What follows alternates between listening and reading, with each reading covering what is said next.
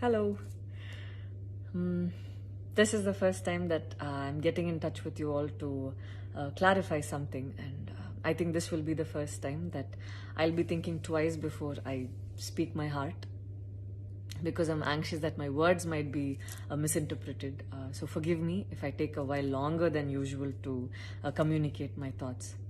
And I'd like to do this in English.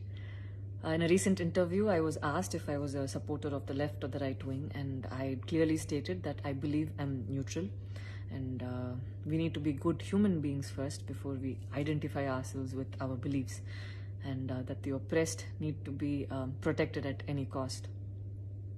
So further into the interview, I went on to elaborate on how I look at things, and I had quoted two references which had a huge impact on me, and which left me traumatized for days. In fact, after I watched the film The Kashmir Files, I had the opportunity to speak with the director, and this was 3 months ago. I remember telling him that I was disturbed seeing the plight of the people at that time, and being someone that I am, I would never belittle tragedy like the genocide and the generations of people who are still affected by it. Having said that, I can never come to terms with the mob lynching incident that had taken place during our COVID times, because I remember seeing that video and being shaken for days. I believe that violence in any form is wrong, and violence in the name of any religion is a huge sin. So this is all that I intended to say, and that's all. But it was very disturbing to see that many people online justified the mob lynching incident, and I don't think any of us have the right to take another person's life. Being a medical graduate, I believe that all lives are equal and all lives are important. And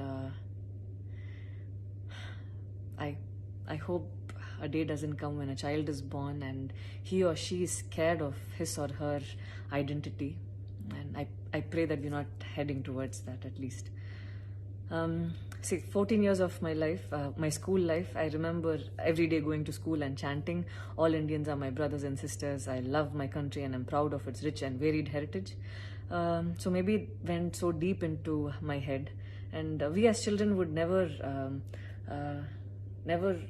differentiated each other based on culture or caste or religion. So anytime I speak, it comes from a very neutral ground, and I was very surprised to see that whatever I had spoken was taken in a completely different way. And it was also very upsetting to see that a lot of prominent personalities and websites had carried a snippet from the previous interview that I had given, even without seeing the complete interview or the genuinity behind what was said.